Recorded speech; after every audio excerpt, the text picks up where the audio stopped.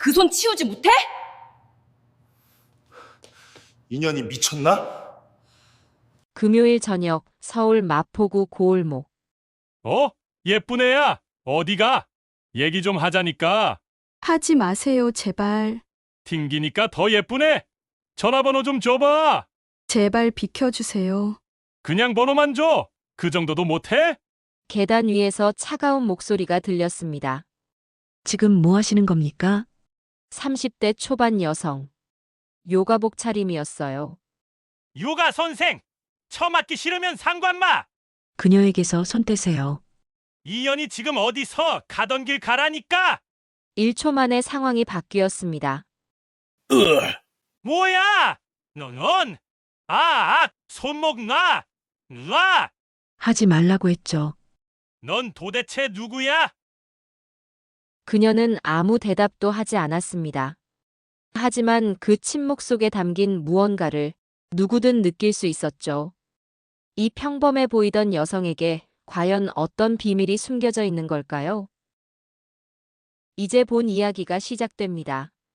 시작 전 구독과 좋아요 꼭 부탁드립니다. 안녕하세요. 저는 윤서연입니다. 제 이야기를 들려드리려고 합니다. 믿기 어려운 이야기일 수도 있지만요. 2023년 가을 서울 마포구의 작은 주택가에서 일어난 일이에요. 제 요가 스튜디오는 골목 안쪽 2층 건물에 있었습니다. 아침 햇살이 창문으로 들어오면 나무 바닥이 따뜻하게 빛났죠. 향 냄새가 은은하게 퍼지는 그 공간에서 저는 매일 아침 6시부터 수업을 시작했습니다. 이날도 평범한 하루였어요. 선생님, 오늘도 힘들겠죠? 단골 회원인 박미영 씨가 매트를 펼치며 웃었습니다. 40대 중반의 주부였는데 허리 통증 때문에 요가를 시작하신 지 6개월쯤 됐었죠. 천천히 하시면 괜찮아요. 무리하지 마세요. 저는 부드럽게 대답하며 음악을 틀었습니다.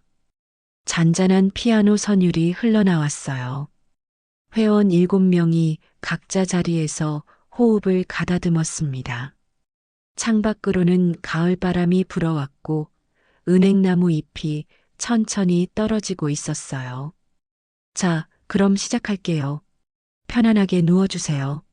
제 목소리는 항상 낮고 차분했습니다. 회원들이 긴장을 풀 수 있도록 일부러 천천히 말했죠. 눈을 감고 호흡에 집중하라고 안내했습니다. 들숨과 날숨 사이의 고요함을 느껴보라고요. 요가 강사로 산 지 2년이 되었습니다. 이 일을 시작하기 전엔 전혀 다른 삶을 살았어요. 하지만 그건 아무도 몰랐습니다. 제 과거를 아는 사람은 이 동네에 단 한 명도 없었죠. 저는 그냥 조용한 요가 선생님이었습니다. 항상 미소 짓고 부드럽게 말하고 회원들의 이야기를 들어주는 사람이었어요. 긴 생머리를 뒤로 묶고 편안한 요가복을 입은 저를 보면 누구도 제 과거를 상상하지 못했을 겁니다. 수업이 끝나고 회원들이 하나둘 나갔습니다. 선생님 목소리 들으면 마음이 편해져요. 다음 주에 또 올게요. 인사를 나누며 문을 닫았습니다. 스튜디오에 혼자 남았어요. 창문을 열자 시원한 바람이 들어왔습니다. 저는 매트 위에 앉아 명상을 시작했죠. 눈을 감으니 주변 소리가 선명하게 들렸습니다. 아이들 웃음소리, 자동차 지나가는 소리, 까치 우는 소리. 평화로운 오후였습니다. 이 평화가 얼마나 오래 갈지 그때는 몰랐죠. 제 하루는 규칙적이었습니다. 아침 6시 수업, 오전 10시 수업, 오후 2시 수업, 저녁 7시 수업. 4번의 수업이 끝나면 밤 9시쯤 되었어요. 스튜디오를 정리하고 내일 수업 준비를 하고 집으로 돌아가는 길. 매일 똑같은 패턴이었죠. 저는 스튜디오에서 걸어서 10분 거리에 있는 작은 원룸에 살았습니다. 가구도 별로 없었어요. 침대 하나, 작은 책상, 옷장. 벽에는 요가 자세가 그려진 포스터 한 장이 붙어 있었죠. 냉장고에는 샐러드와 과일, 두유 정도만 있었습니다. 최대한 간단하게 살려고 했어요. 복잡한 게 싫었거든요. 단골 회원 중에 김영숙 할머니가 계셨습니다. 72살이셨는데 일주일에 3번씩 오셨어요. 무릎이 안 좋으셔서 처음엔 계단 오르기도 힘들어 하셨죠. 서연아, 오늘은 좀 나은 것 같네. 할머니는 항상 저를 이름으로 부르셨습니다. 손녀 대하듯 다정하셨어요. 천천히 하세요. 조금씩 나아지고 계세요. 너 덕분이야. 요가 안 했으면 지팡이 짚고 다녔을 거야. 할머니는 수업 끝나고 항상 차 한잔하고 가셨습니다. 저는 대추차나 생강차를 끓여드렸죠. 그러면 할머니는 옛날 이야기를 들려주셨어요. 젊었을 때 시장에서 장사하던 이야기, 자식들 키우던 이야기. 저는 조용히 듣기만 했습니다. 회원 중에는 20대 직장인도 있었어요. 최지민 씨라는 28살 회사원이었는데 스트레스가 심해서 요가를 시작했다고 했죠. 선생님, 세사 그만두고 싶어요. 수업 끝나고 종종 털어놓았습니다. 많이 힘드시죠? 상사가 맨날 소리 지르고 야근도 많고 못 견디겠어요. 저는 조언 같은 건 하지 않았어요. 그냥 들어주기만 했습니다. 가끔 등을 토닥여주고 따뜻한 차를 내어주었죠. 그게 제가 할 수 있는 전부였습니다.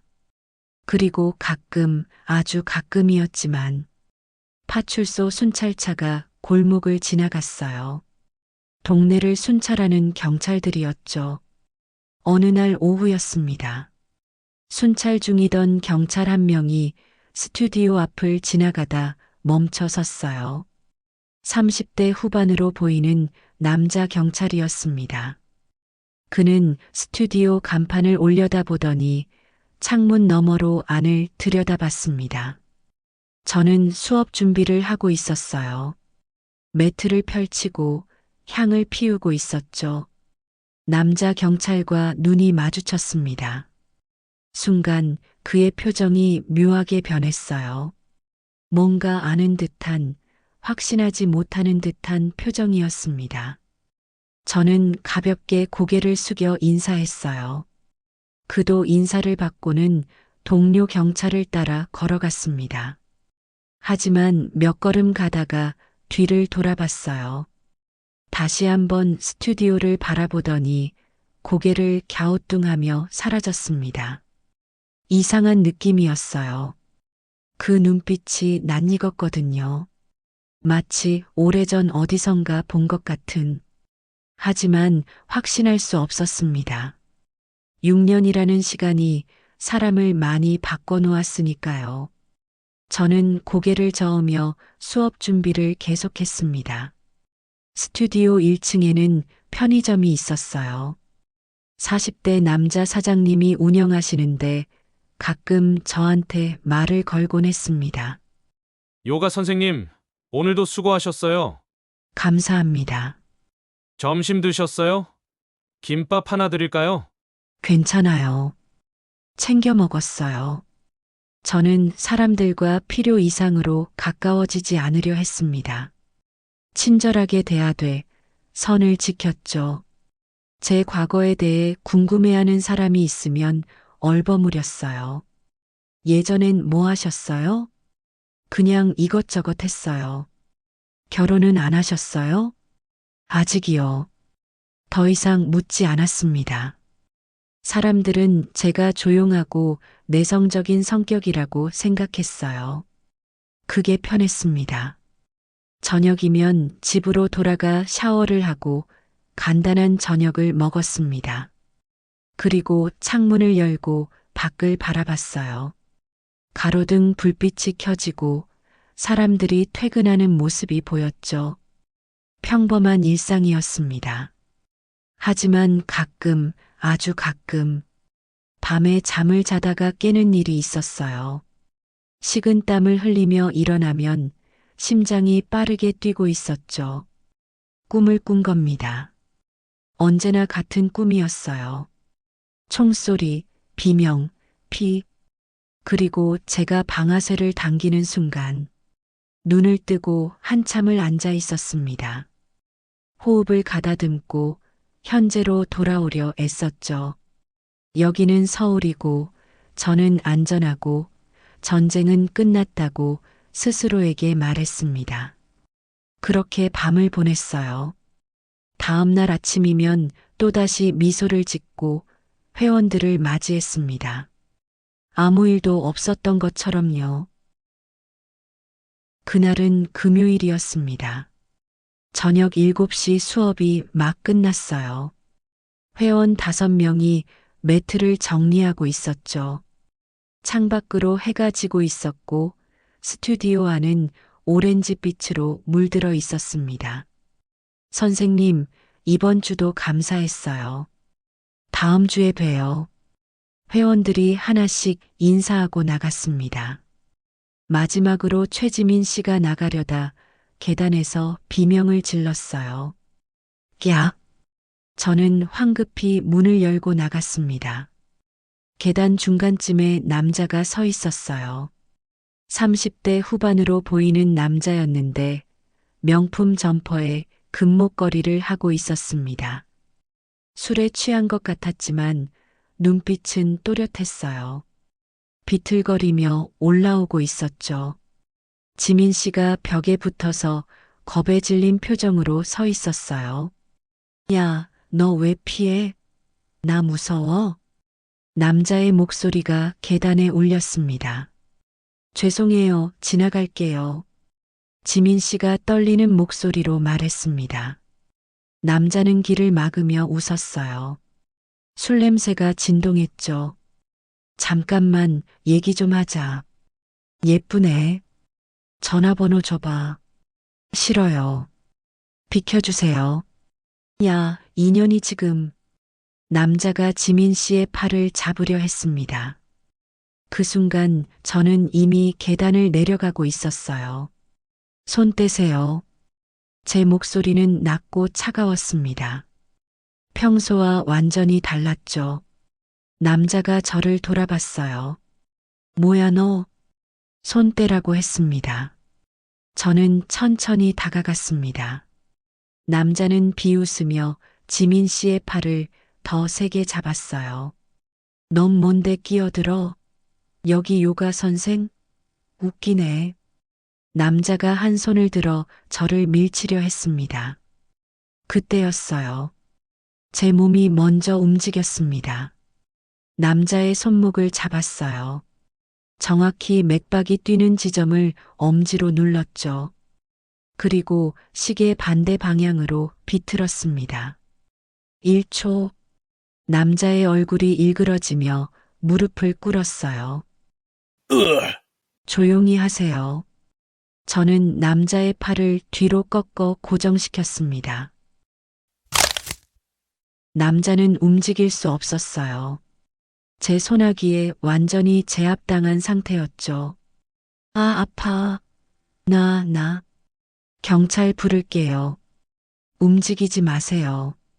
제 목소리는 여전히 차분했습니다. 하지만 제 눈빛은 달랐을 거예요. 알았습니다. 예전에 제가 나온 거죠. 지민 씨가 멍하니 서서 저를 바라봤어요. 계단 아래에서 편의점 사장님이 올라왔습니다. 무슨 일이에요? 신고 좀 해주세요. 이 사람 성추행 시도했어요. 사장님은 놀란 표정으로 휴대폰을 꺼냈습니다. 경찰에 신고했죠. 3분쯤 지나서 순찰차가 도착했어요. 신고받고 왔습니다. 경찰 2명이 계단을 올라왔습니다. 그 중 한 명이 저를 보더니 잠시 멈칫했어요. 며칠 전 스튜디오 앞을 지나가던 그 경찰이었습니다. 그는 저를 빤히 쳐다봤어요. 뭔가 말하려다가 입을 다물었습니다. 상황이 어떻게 되죠? 다른 경찰이 물었습니다. 저는 남자를 넘겨주며 상황을 설명했어요. 지민 씨도 떨리는 목소리로 증언했죠. 그 경찰은 제 얼굴을, 제압된 남자를, 그리고 다시 제 얼굴을 번갈아 봤습니다. 남자를 수갑으로 채우면서도 그의 시선은 계속 저를 향했어요. 손목 제압. 정확하네요. 어디서 배우셨어요? 그가 조심스럽게 물었습니다. 예전에 호신술 조금 배웠어요. 아. 그는 고개를 끄덕이며 뭔가 생각에 잠긴 표정을 지었습니다.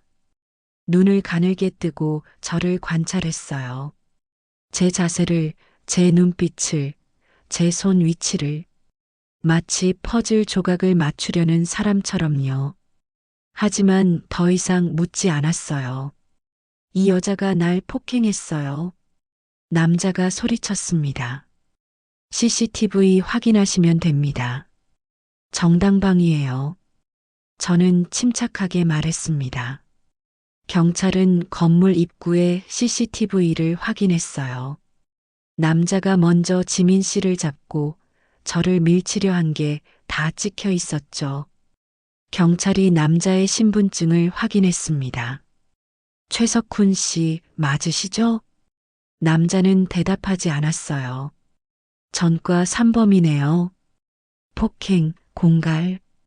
또 걸렸습니다. 경찰이 한숨을 쉬었습니다. 저 사람 데려가겠습니다.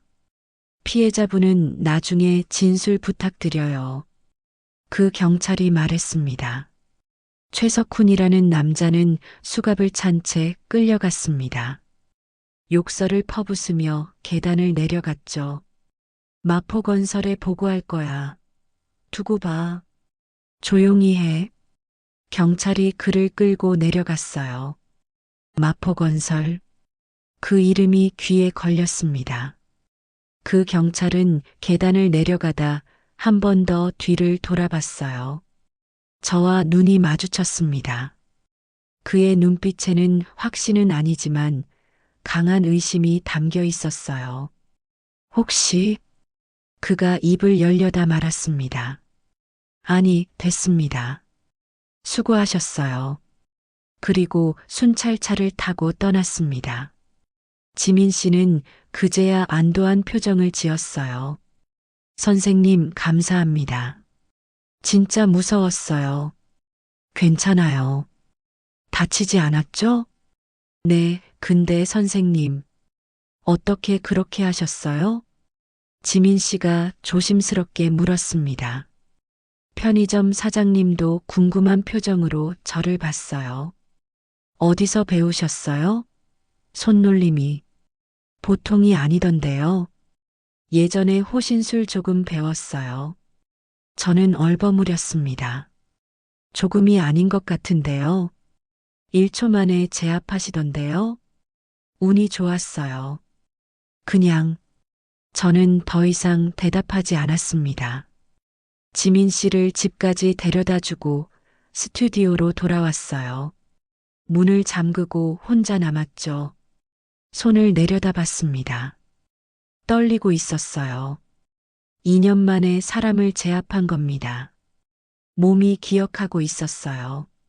훈련받았던 모든 동작을요. 깊게 숨을 들이마셨습니다. 진정하라고, 과거는 과거라고, 이제 그런 삶은 끝났다고 스스로에게 말했어요. 하지만 제 심장은 여전히 빠르게 뛰고 있었습니다. 그리고 마음 한구석에 불안이 스며들었습니다. 마포건설. 그 이름이 계속 맴돌았어요. 그 사건 이후 사흘이 지났습니다. 스튜디오는 평소처럼 돌아갔어요. 하지만 뭔가 달라진 게 있었습니다. 회원들이 저를 보는 눈빛이 조금 달랐죠. 선생님 대단하시더라고요. 저도 호신술 배우고 싶어요. 어디서 배우셨어요? 질문이 쏟아졌습니다. 저는 적당히 웃으며 넘겼어요. 더 자세히 말하고 싶지 않았거든요. 화요일 오후였습니다. 오후 2시 수업이 한창이었어요. 회원 6명이 나무 자세를 하고 있었죠.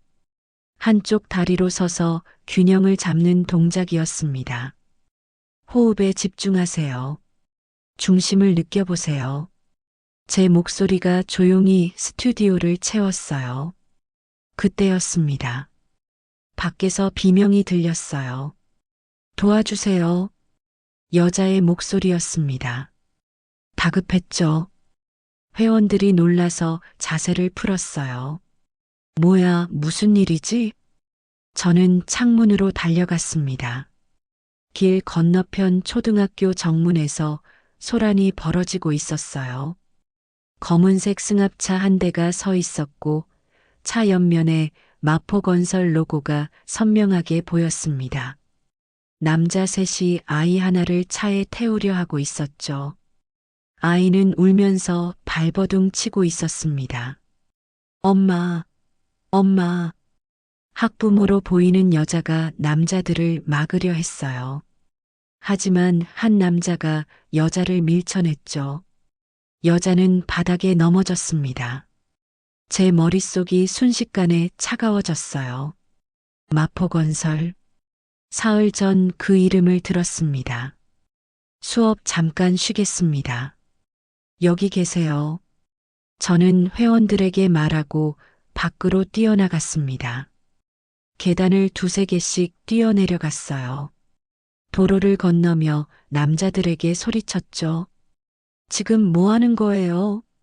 남자 중 하나가 저를 돌아봤습니다. 그 순간 알았어요. 사흘 전 계단에서 봤던 최석훈이었습니다. 보석으로 풀려났나 봐요. 리더로 보이는 40대 중반 남자가 아이를 끌고 있었어요. 명품 정장에 선글라스를 낀 남자였습니다. 상관마. 가족 문제야. 남자의 목소리가 차갑고 능숙했습니다. 저 아이 울고 있잖아요. 당장 놓아줘요. 누가 네 허락 받아? 꺼져. 남자가 손을 휘둘렀습니다. 저를 밀치려는 거였어요. 하지만 저는 이미 그의 팔을 잡고 있었습니다. 그리고 비틀었죠. 남자의 몸이 돌아가며 차 옆에 부딪혔어요. 나머지 2 남자가 깜짝 놀라 저를 봤습니다. 형님, 최석훈이 소리쳤습니다. 인연이 뭐야? 또 다른 남자가 달려들었어요. 저는 그의 주먹을 피하고 옆구리에 팔꿈치를 넣었습니다. 정확히 명치 아래를 타격했죠. 남자는 숨이 막혀 주저앉았어요. 최석훈이 주머니에서 뭔가를 꺼냈습니다. 칼이었어요. 너 사흘 전 그 여자지. 가만 안 둬. 최석훈이 칼을 휘둘렀습니다. 저는 한 발 뒤로 물러나며 그의 손목을 낚아챘어요. 그리고 비틀며 바닥으로 눌렀죠. 칼이 땅에 떨어졌습니다. 3초. 3 남자 모두 제압했어요. 주변 사람들이 멍하니 저를 바라봤습니다. 아무도 말을 하지 못했죠. 저는 아이에게 다가갔어요. 괜찮니? 아이는 울음을 그치고 고개를 끄덕였습니다. 넘어진 여자가 일어나 아이를 껴안았어요. 고맙습니다. 정말 고맙습니다. 여자는 울먹이며 말했습니다. 경찰 불러주세요. 제가 주변 사람들에게 말했어요. 누군가 신고했습니다. 5분 후 경찰차 2대가 도착했죠. 신고받고 왔습니다. 무슨 일입니까? 경찰이 내렸습니다. 그리고 그 중 한 명이 저를 보는 순간 멈춰 섰어요. 며칠 전 스튜디오 앞을 지나갔던, 그리고 성추행범 사건 때 왔던 바로 그 경찰이었습니다. 혹시 윤서연 씨? 그가 한 걸음 다가오며 말했습니다. 이번엔 확신에 찬 목소리였어요. 저는 상황을 설명했어요. 남자들이 아이를 납치하려 했고 제가 막았다고요. 경찰이 남자들의 신분증을 확인했습니다. 박진수 45세, 최석훈 38세. 경찰의 표정이 굳어졌어요. 전부 마포건설 소속이네요. 박진수 씨, 당신 부장 맞죠? 명품 정장을 입은 남자가 대답하지 않았습니다. 최석훈은 사흘 전에도 잡혀갔었는데 또 걸렸네요. 경찰이 한숨을 쉬었습니다. 남자들은 수갑을 찼습니다. 그 경찰은 제압된 남자 셋을, 칼을, 차에 적힌 마포건설 로고를, 그리고 저를 번갈아 봤습니다. 그의 눈빛이 점점 확신으로 차올랐어요. 맞죠? 대테러 특공대 계셨죠? 그가 조심스럽게 하지만 확신에 차서 물었습니다. 순간 주변이 조용해졌습니다. 저는 천천히 고개를 끄덕였어요. 6년 전에 같이 훈련받았어요. 저 김태훈이에요. 김태훈. 그 이름을 듣는 순간 기억이 떠올랐습니다. 훈련소에서 함께 땀 흘리던 후배. 사격장에서 옆 타깃을 쏘던 그 청년. 김태훈. 맞네요. 기억나요. 제가 천천히 대답했습니다. 그때부터 이상하다 싶었어요. 김태훈이 쓴웃음을 지었습니다. 며칠 전 스튜디오 앞 지나갈 때요. 얼굴이 너무 익숙한 거예요. 계속 생각했죠. 어디서 봤지? 누구지? 근데 요가 선생님이라니. 확신이 안 섰어요. 그가 고개를 저었습니다.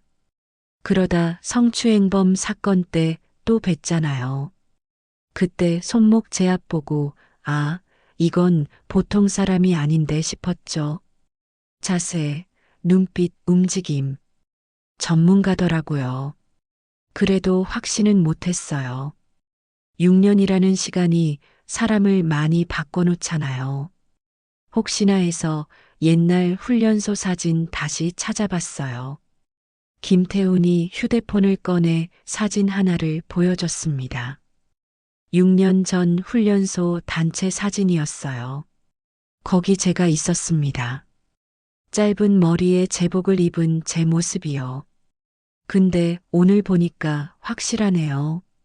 3명을 3초 만에. 틀림없어요. 윤서연 선배님. 김태훈의 목소리에 존경이 담겨 있었습니다. 주변 사람들이 웅성거리기 시작했어요. 대테러 특공대요? 진짜 경찰이었어요? 저격수였다던데. 소문은 빠르게 퍼졌습니다. 우와, 여기서 뵙다니. 근데 뭐 하세요? 전역하셨어요? 김태훈이 물었습니다. 요가 선생해요. 요가? 진짜요? 김태훈이 놀란 표정을 지었습니다. 주변 사람들도 웅성거렸어요. 네, 2년 전부터요. 그럼 저기. 김태훈이 스튜디오를 가리켰습니다. 네, 제 스튜디오예요. 믿기지 않는데요. 선배님이 요가를. 김태훈은 여전히 놀란 표정이었습니다. 그때 체포된 박진수가 소리쳤어요. 이번엔 안 끝나. 우리 회장님이 가만 안 둬. 마포건설이 누군지 알아? 조용히 해. 경찰이 그를 차에 태웠습니다. 저는 아무 말 없이 스튜디오로 돌아갔어요. 회원들이 창문 너머로 모든 걸 봤더군요. 선생님, 진짜예요? 특공대 출신이세요? 박미영 씨가 조심스럽게 물었습니다. 저는 천천히 고개를 끄덕였어요. 네, 그랬어요. 6년 전까지 스튜디오가 조용해졌습니다. 모두가 저를 바라봤죠. 제가 지금까지 숨겨왔던 과거가 이렇게 갑자기 드러난 겁니다. 밖에서는 김태훈이 동료 경찰들에게 설명하고 있었어요. 저분 전설이에요. 우리 기수에서 최고였죠. 사격, 격투, 전술. 모든 면에서 1등이었어요. 그의 목소리가 창문 너머로 들렸습니다. 저는 창밖을 바라봤어요. 이제 더 이상 숨길 수 없었습니다. 제 과거가 세상에 드러난 거죠. 그리고 마포건설. 그들이 가만히 있지 않을 거라는 걸 알았습니다. 깊게 숨을 들이마셨습니다. 손이 떨렸습니다. 아동 납치 사건이 있던 그날 저녁 인터넷 기사가 올라오기 시작했습니다. 화요일 오후에 일어난 사건이 수요일 아침 포털 메인에 떴어요. 전직 대테러 특공대원 아동 납치범 3초 만에 제압. 요가 강사의 숨겨진 정체. 6년 전 국가 수호 영웅. 마포구 초등학교 앞 극적 구조 현장. 기사마다 제 사진이 실렸어요. 누군가 휴대폰으로 찍은 사진이었습니다. 세 남자를 제압하고 서 있는 제 모습이었죠. 댓글이 수백 개 달렸습니다. 진짜 멋있다. 이런 분이 영웅이지. 우리 동네에도 이런 분 계셨으면. 하지만 저는 기쁘지 않았어요. 유명해지는 게 싫었습니다. 사람들이 저를 알아보는 게 싫었어요. 과거를 들춰내는 게 싫었습니다. 그리고 무엇보다 마포건설이 가만히 있지 않을 거라는 걸 알았습니다. 이틀 후였어요. 밤 10시쯤 집에 있었습니다. 샤워를 하고 침대에 앉아 있었죠. 휴대폰이 울렸어요. 모르는 번호였습니다. 받았습니다. 여보세요? 윤서연 씨 맞습니까? 나이 든 남자 목소리였습니다. 목소리가 차가웠어요. 누구세요? 마포건설 김정환입니다. 우리 직원들이 신세 많이 졌다고 들었습니다. 목소리에 비웃음이 섞여 있었습니다. 순간 등골이 서늘해졌어요. 박진수 부장, 최석훈 조장. 둘 다 당신 때문에 구속됐죠. 우리 사업도 차질이 생겼고요. 재개발 사업이 200~300억짜리입니다. 나 혼자 먹는 돈도 아니에요. 뒤에 큰 손들이 있어요. 국회의원, 구청 공무원, 건설사 사장. 이 사람들 돈이 다 묶여 있단 말이에요. 당신 하나 때문에 내가 이 사람들한테 어떻게 욕먹는지 알아요? 김정환이 요가 선생 하나 못 막냐고. 날 비웃어요. 당신 하나 때문에 다 망칠 순 없어요. 조용히 이사 가세요. 보상금은 2배로 드리죠. 거절합니다. 제 목소리는 단호했습니다. 전화 너머로 한숨 소리가 들렸어요. 그럼 어쩔 수 없네요. 후회하실 겁니다. 협박인가요? 협박이 아니라 충고입니다. 우린 프로예요. 당신도 프로였으니까 알겠죠. 이 바닥이 어떤지.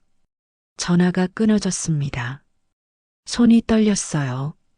김정환. 인터넷에서 찾아봤습니다. 58세. 마포건설 대표. 20년 전 용산파 출신. 폭력, 공갈, 사기전과 오범. 10년 전부터 건설업에 손대기 시작했고 지금은 합법적인 사업가 행세를 하고 있었습니다. 하지만 여전히 폭력을 쓰는 인간이었어요. 재개발 관련 고소, 고발건이 15건. 전부 합의나 무혐의로 끝났습니다. 돈과 힘이 있는 인간이었습니다. 잠을 이룰 수 없었어요. 밤새 뒤척였습니다. 다음 날 아침이었습니다. 스튜디오로 출근했어요. 계단을 올라가는데 이상한 느낌이 들었습니다. 문 앞에 뭔가 있었어요. 꽃다발이었습니다. 하얀 국화였어요. 한국에서 국화는 장례식에 쓰는 꽃입니다. 카드가 꽂혀 있었습니다. 조의를 표합니다. 마포건설 1동. 온몸에 소름이 돋았어요. 문을 열고 들어갔습니다. 스튜디오는 멀쩡했어요. 하지만 뭔가 달랐습니다. 창문이 살짝 열려 있었어요. 저는 창문을 잠그고 나갔는데요. 누군가 들어왔다 간 겁니다. 경찰에 신고했습니다. 김태훈이 왔어요. 선배님 괜찮으세요? 아무것도 안 가져간 것 같아요. 그냥 겁을 주려고 한 것 같습니다. 마포건설 짓이 확실하네요. CCTV 확인해 볼게요. 하지만 CCTV는 누군가 방향을 틀어놨더군요. 아무것도 안 찍혀 있었습니다. 일주일이 지났습니다. 문자가 오기 시작했어요. 조심하세요. 밤길 조심. 당신 혼자가 아니잖아요.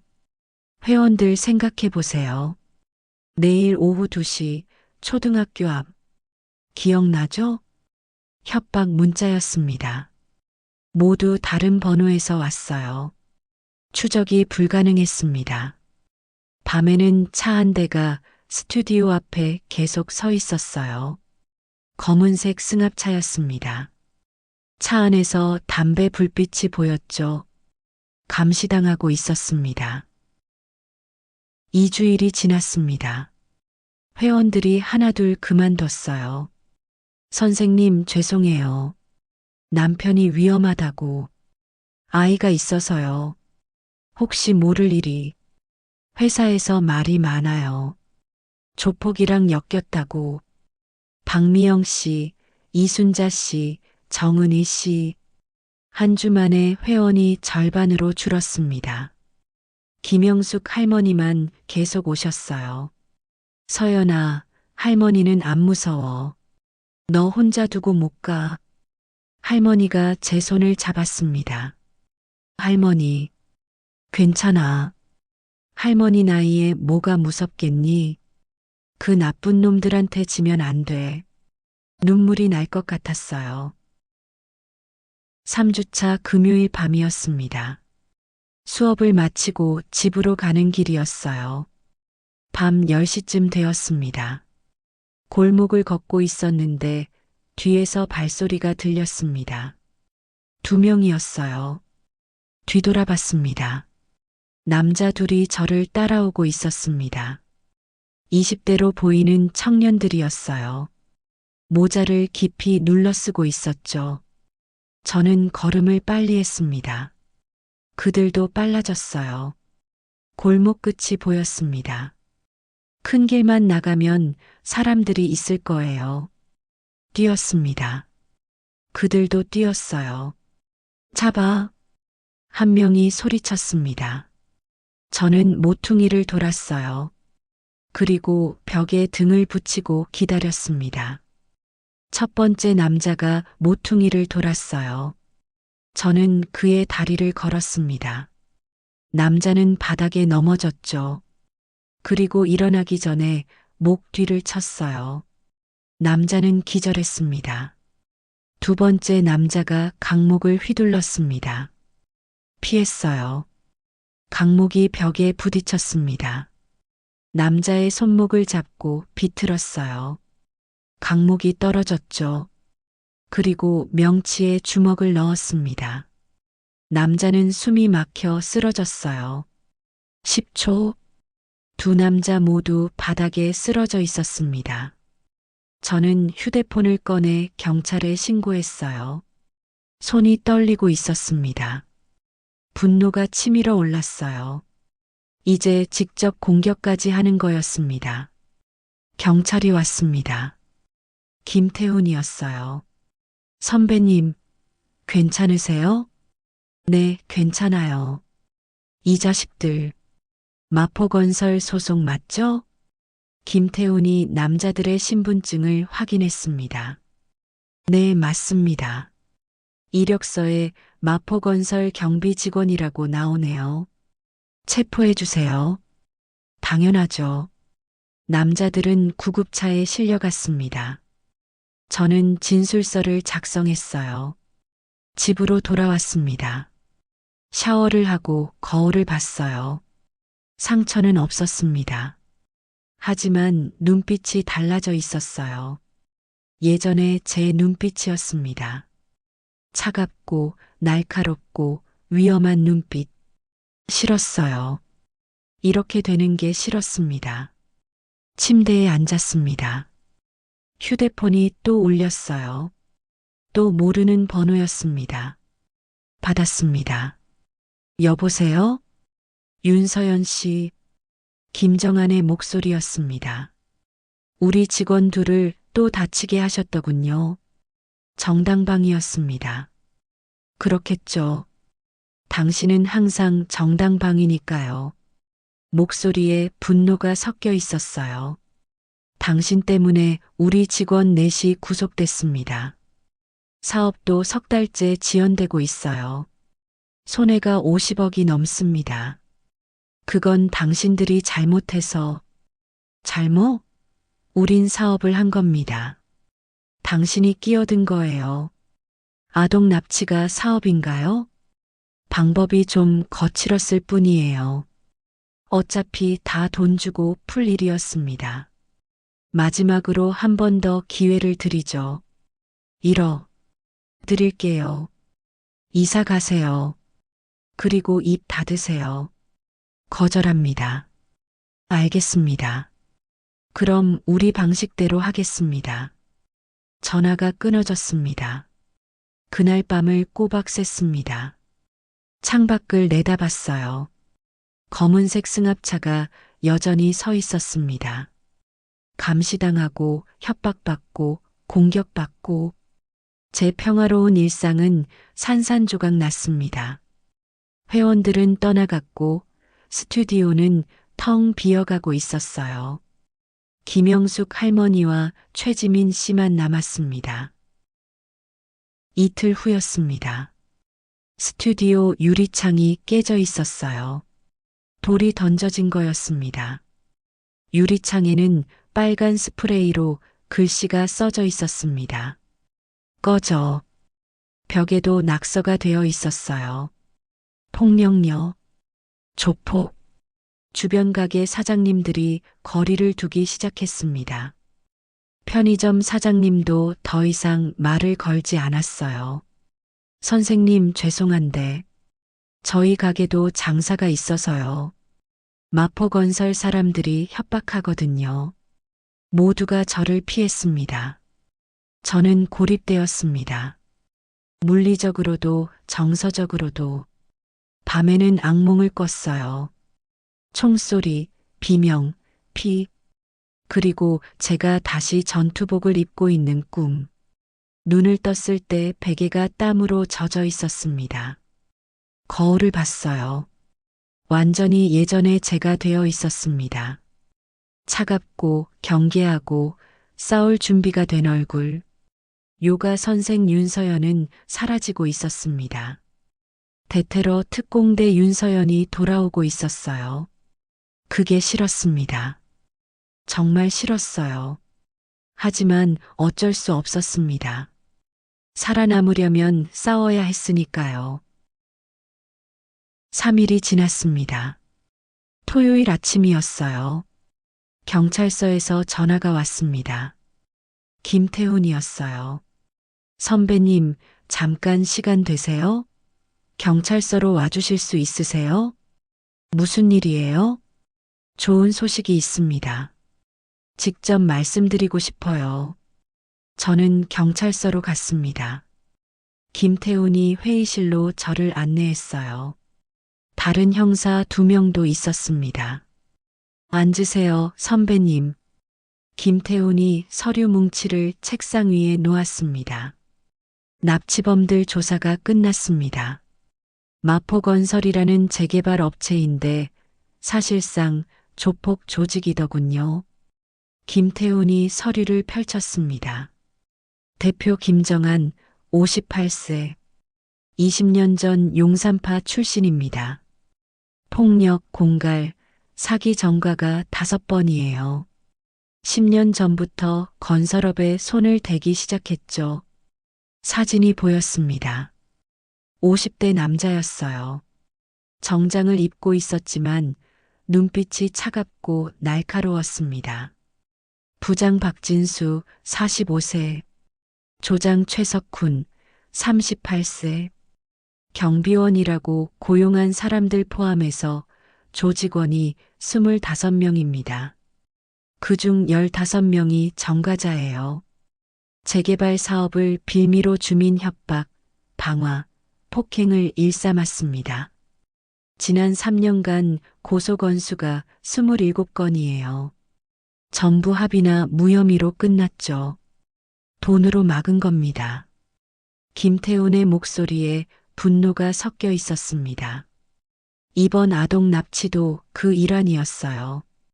재개발 반대 주민들에게 공포를 주려고 한 거죠. 선배님이 막지 않았으면 아이는 해외로 팔려갈 뻔했습니다. 해외로요? 네. 박진수가 자백했어요.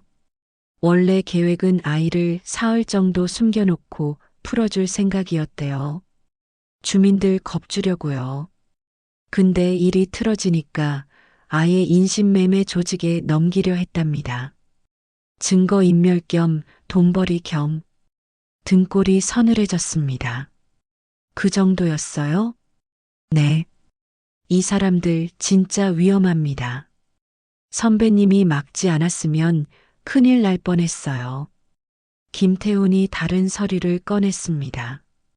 그리고 지난 3주간 선배님께 있었던 일들 전부 증거 확보했습니다.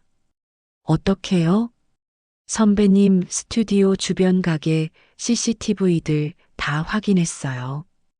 국화 놓은 것, 유리창 깬 것, 낙서한 것 전부 찍혀 있었습니다.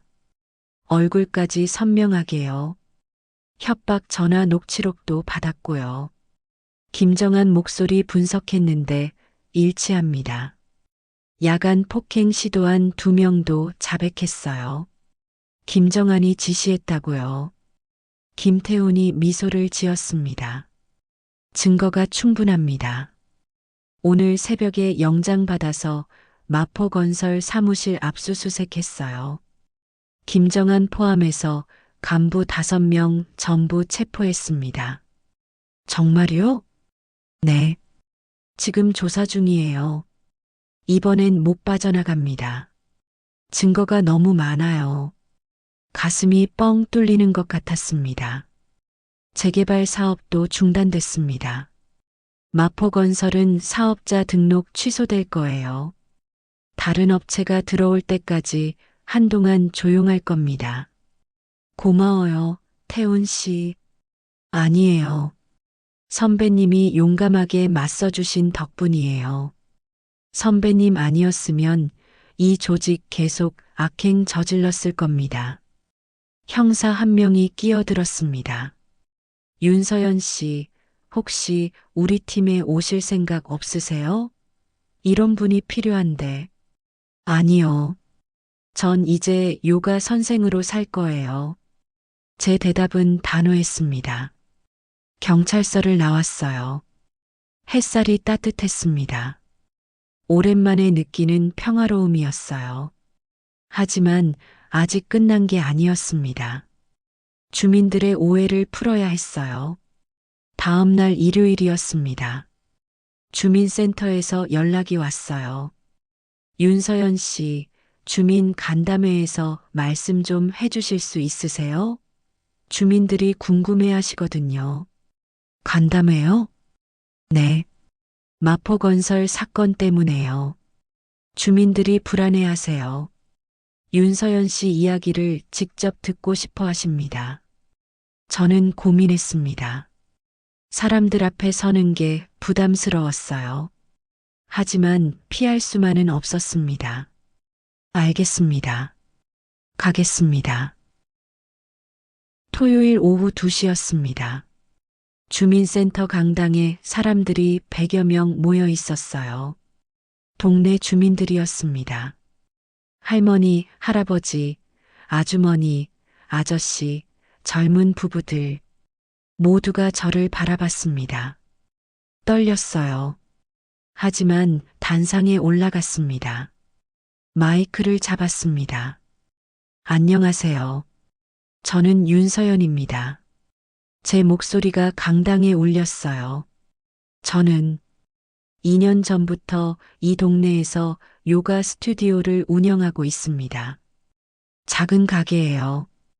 회원도 많지 않았고 조용히 살고 있었죠. 사람들이 조용히 들었습니다. 하지만 지난 한 달 동네에 소란이 많았습니다. 제 때문이었어요. 죄송합니다. 고개를 숙였습니다. 저는 6년 전까지 대테러 특공대에서 일했습니다. 저격수였어요. 웅성거림이 일었습니다. 하지만 동료가 다쳤습니다. 제 실수 때문이었어요. 저는 전역했고 2년 전부터 여기서 새로운 삶을 살고 있었습니다. 목소리가 떨렸습니다. 과거를 숨기고 싶었어요. 평범하게 살고 싶었습니다. 요가를 가르치고 사람들과 차 마시고 조용히 하루하루를 보내는 게 제 꿈이었어요. 눈시울이 뜨거워졌습니다. 하지만 나쁜 일이 제 앞에서 일어났습니다. 성추행, 아동 납치. 저는 그냥 지나칠 수 없었어요. 막았습니다. 그리고 그 때문에 여러분께 피해를 끼쳤습니다. 마포건설이 보복했고 동네가 시끄러워졌죠. 정말 죄송합니다. 눈물이 흘렀습니다. 저는 그저 평범하게 살고 싶은 사람이에요. 영웅이 되고 싶지 않았어요. 주목받고 싶지도 않았습니다. 그냥 조용히 살고 싶었어요.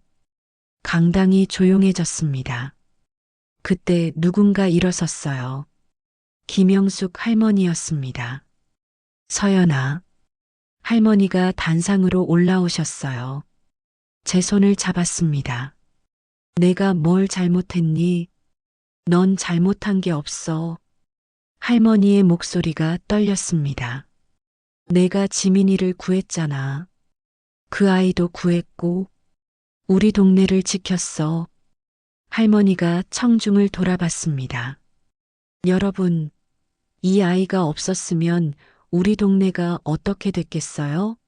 마포건설 그 나쁜 놈들이 계속 설쳤을 거예요. 또 누군가 일어섰습니다. 최지민 씨였어요. 맞아요. 선생님이 저 구해주셨어요. 저 그날 정말 무서웠어요. 선생님 아니었으면 전 지민 씨의 목소리가 떨렸습니다. 아이를 구한 그 엄마도 일어났습니다. 제 아들 살려주셨어요. 정말 감사합니다. 1명, 2명, 사람들이 일어나기 시작했어요. 우리가 미안해요. 피해를 끼쳤다니요. 우리가 도와드렸어야죠. 고맙습니다. 박수가 터져 나왔습니다. 강당이 박수 소리로 가득 찼어요. 저는 울고 있었습니다. 할머니가 저를 꼭 안아주셨어요. 울지 마, 우리 서연아. 이제 괜찮아. 간담회가 끝나고 사람들이 다가왔습니다. 선생님, 다시 수업 받고 싶어요. 우리 엄마도 보낼게요. 조카가 요가 배우고 싶대요. 아들 군대 가기 전에 호신술 좀 가르쳐 주세요. 사람들이 웃으며 말했습니다. 편의점 사장님도 왔어요. 선생님, 죄송했어요. 제가 겁이 나서. 아니에요. 이해해요. 이제 김밥 드릴게요. 자주 오세요. 사장님이 웃었습니다. 집으로 돌아가는 길이었어요. 골목이 평화로웠습니다. 검은색 승합차는 없었어요. 감시하는 사람도 없었죠. 저는 깊게 숨을 들이마셨습니다. 진짜 끝났구나. 이제 진짜 평화가 온 거구나. 가슴이 따뜻해졌습니다. 다음 주 월요일이었어요. 스튜디오 문을 열었습니다. 깨진 유리창은 새로 갈았어요. 낙서는 지웠죠. 스튜디오는 다시 깨끗해졌습니다. 아침 6시 수업. 김영숙 할머니가 오셨어요. 최지민 씨도 왔습니다. 그리고 새로운 얼굴들이 보였어요. 선생님, 처음인데 잘 부탁드려요. 저도요. 어머니 모시고 왔어요. 회원이 다시 늘기 시작했습니다. 수업을 시작했어요. 편안하게 앉으세요. 눈을 감고 호흡에 집중해 보세요. 제 목소리가 스튜디오를 채웠습니다. 들숨과 날숨을 느껴보세요. 지금 이 순간에 집중하세요. 향 냄새가 은은하게 퍼졌어요. 햇살이 창문으로 들어왔습니다. 평화로웠습니다. 진짜로, 진심으로. 수업이 끝나고 할머니가 차를 내어주셨어요. 서연아, 이제 괜찮지? 네, 할머니. 이제 괜찮아요. 다행이다. 할머니 걱정 많이 했어. 걱정 끼쳐드려서 죄송해요. 뭘? 넌 잘했어. 정말 잘했어. 할머니가 제 손을 쓰다듬었습니다. 창밖을 봤어요. 하늘이 파랗고 바람이 시원했습니다. 평범한 오후였어요. 하지만 그 평범함이 얼마나 소중한지 이제 알았습니다. 저는 미소를 지었습니다. 이제 진짜 시작이구나. 제 새로운 삶에. 6개월이 흘렀습니다. 이제 다시 가을이에요. 은행나무 잎이 노랗게 물들었고 바람이 시원했죠. 제 스튜디오는 작지만 따뜻한 공간이 됐습니다. 회원이 20명으로 늘었어요. 매일 3번 수업을 하고 주말엔 무료 명상 수업도 열었습니다. 오늘은 토요일 오후였어요. 무료 수업에 동네 어르신 15분이 오셨습니다. 김영숙 할머니도 계셨죠. 자, 편안하게 앉으세요. 눈을 감고 호흡에 집중해 보세요. 제 목소리가 조용히 퍼졌어요. 들숨과 날숨을 느껴보세요. 어깨에 긴장을 풀고 마음을 비워보세요. 어르신들이 조용히 명상에 잠겼습니다. 스튜디오 안은 고요했어요. 향 냄새가 은은하게 퍼지고 창밖으로 새소리가 들렸죠. 30분 후 명상이 끝났습니다. 천천히 눈을 뜨세요. 어르신들이 하나둘 눈을 떴어요. 얼굴이 평온해 보였습니다. 아이고, 속이 다 시원하네. 마음이 편안해져요. 다음 주에 또 올게요. 어르신들이 웃으며 말씀하셨어요. 모두 돌아가시고 저는 스튜디오를 정리했습니다. 매트를 개고 창문을 열고 환기를 시켰어요. 저녁 해가 스튜디오를 주황빛으로 물들였죠. 햇살이 제 어깨를 감싸는 것 같았습니다. 마치 누군가 수고했어라고 속삭이는 것처럼요. 문 앞에 누군가 서 있었습니다.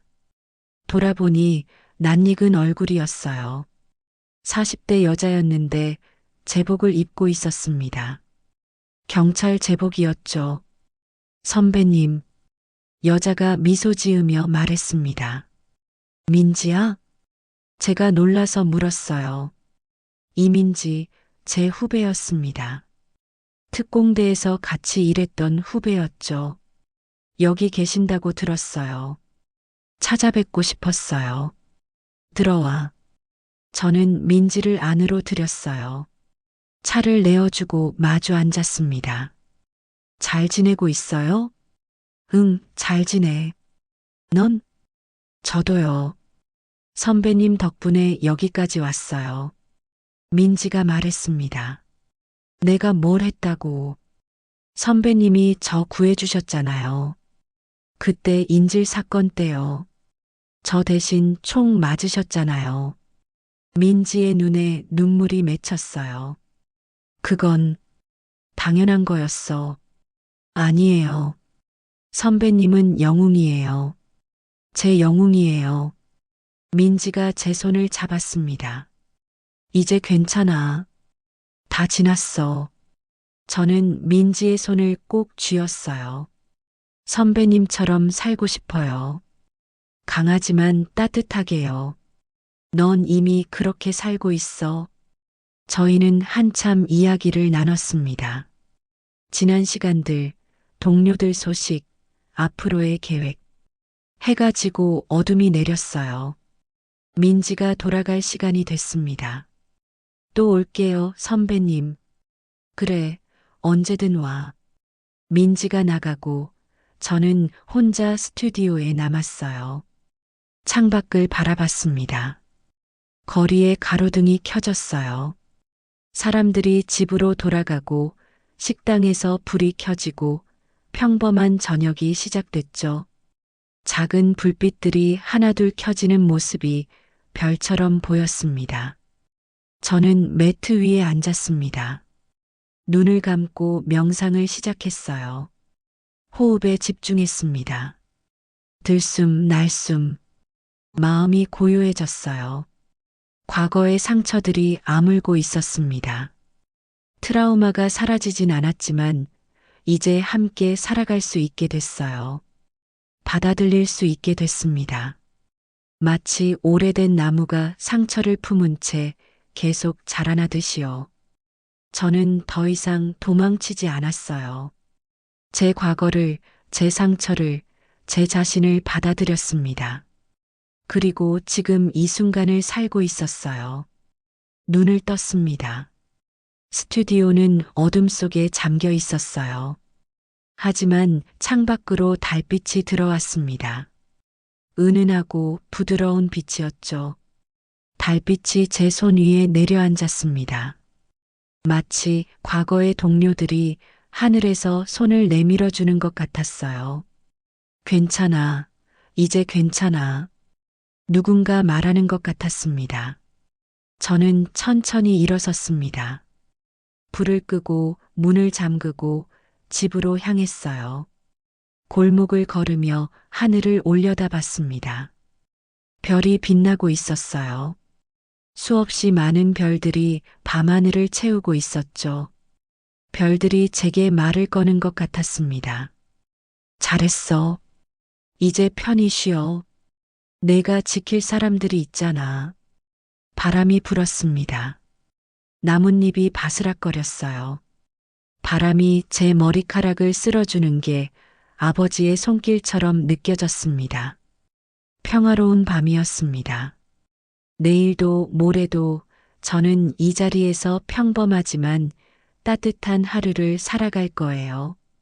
회원들을 만나고 차를 마시고 명상을 하고 웃음을 나누는 그런 하루를요. 그게 제가 원하는 삶입니다. 그리고 이제 그 삶을 살고 있습니다. 집에 도착했어요. 문을 열고 들어갔습니다. 작지만 아늑한 공간이었죠. 제가 사랑하는 공간이었어요. 창문을 열자 시원한 바람이 들어왔습니다. 저는 침대에 앉아 깊게 숨을 들이마셨어요. 시간이 제 상처를 씻어내고 있었습니다. 천천히, 아주 천천히요. 1년이 흘렀습니다. 이제 다시 가을이에요. 은행나무 잎이 노랗게 물들었고 바람이 시원했죠. 제 스튜디오는 작지만 따뜻한 공간이 됐습니다. 회원이 20명으로 늘었어요. 매일 3번 수업을 하고 주말엔 무료 명상 수업도 열었습니다. 오늘은 토요일 오후였어요. 무료 수업에 동네 어르신 15분이 오셨습니다. 김영숙 할머니도 계셨죠.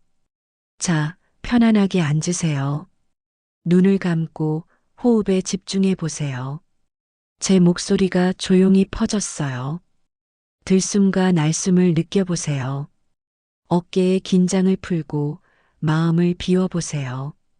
어르신들이 조용히 명상에 잠겼습니다. 스튜디오 안은 고요했어요. 향 냄새가 은은하게 퍼지고 창밖으로 새소리가 들렸죠. 30분 후 명상이 끝났습니다. 천천히 눈을 뜨세요. 어르신들이 하나둘 눈을 떴어요. 얼굴이 평온해 보였습니다. 아이고, 속이 다 시원하네. 마음이 편안해져요. 다음 주에 또 올게요. 어르신들이 웃으며 말씀하셨어요. 모두 돌아가시고 저는 스튜디오를 정리했습니다. 매트를 개고 창문을 열고 환기를 시켰어요. 창밖으로 보이는 하늘이 참 맑았습니다. 구름 한 점 없는 가을 하늘이었어요. 하늘이 제게 말하는 것 같았습니다. 이제 괜찮아.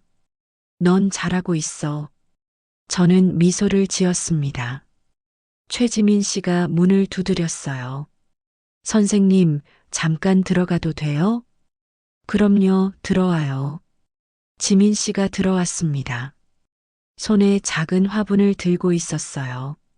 선생님께 드리려고요. 감사의 표시예요. 고마워요. 예쁘네요. 화분에는 작은 다육이가 심어져 있었습니다. 선생님 덕분에 제 인생이 바뀌었어요. 새 회사도 잘 다니고 있고, 이제 웃을 수 있게 됐어요. 지민 씨가 잘한 거예요. 나는 옆에 있었을 뿐이에요. 아니에요. 선생님이 용기를 주셨어요.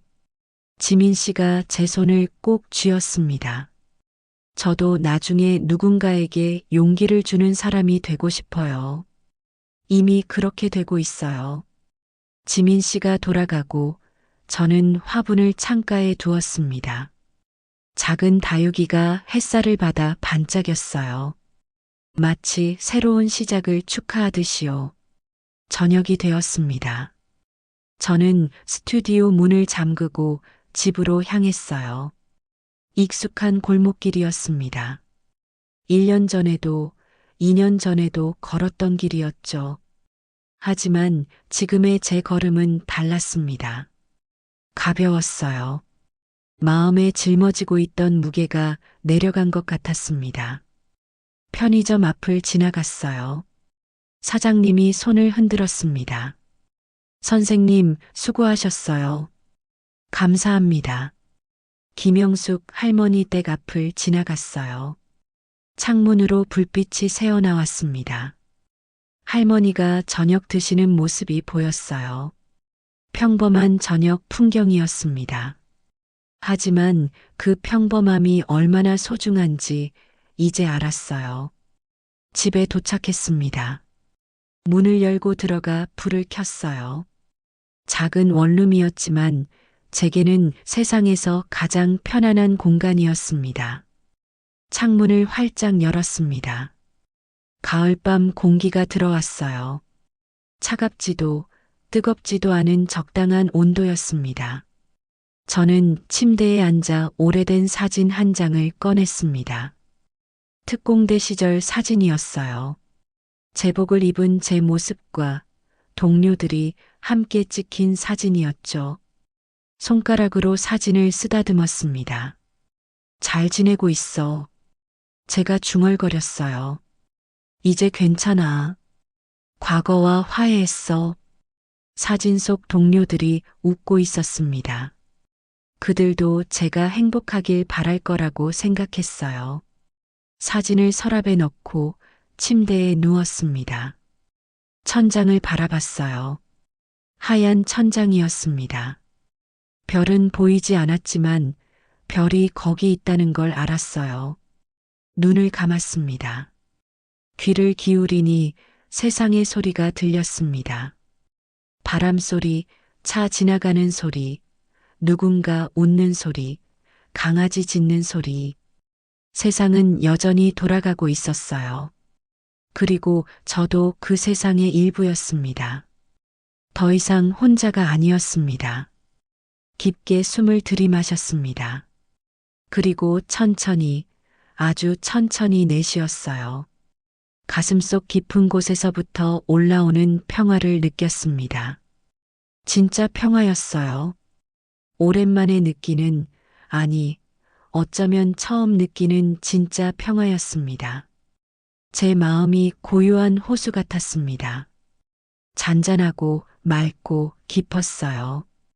고마워. 누구에게 하는 말인지는 몰랐습니다. 할머니에게, 회원들에게, 민지에게, 과거의 동료들에게, 혹은 저 자신에게. 정말 고마워. 눈가에 눈물이 맺혔습니다. 하지만 슬픈 눈물이 아니었어요. 감사의 눈물이었습니다. 살아있다는 것, 숨 쉰다는 것, 사랑하는 사람들이 있다는 것. 그 모든 것이 감사했습니다. 눈물이 베개에 스며들었어요. 저는 그대로 눈을 감았습니다. 편안했습니다. 진짜로, 진심으로 편안했어요. 내일 아침이면 다시 스튜디오에 갈 겁니다. 회원들이 올 거고 수업이 시작될 거예요. 선생님, 안녕하세요. 오늘 날씨 좋죠? 차 한잔 할까요? 평범한 대화들이 오갈 겁니다.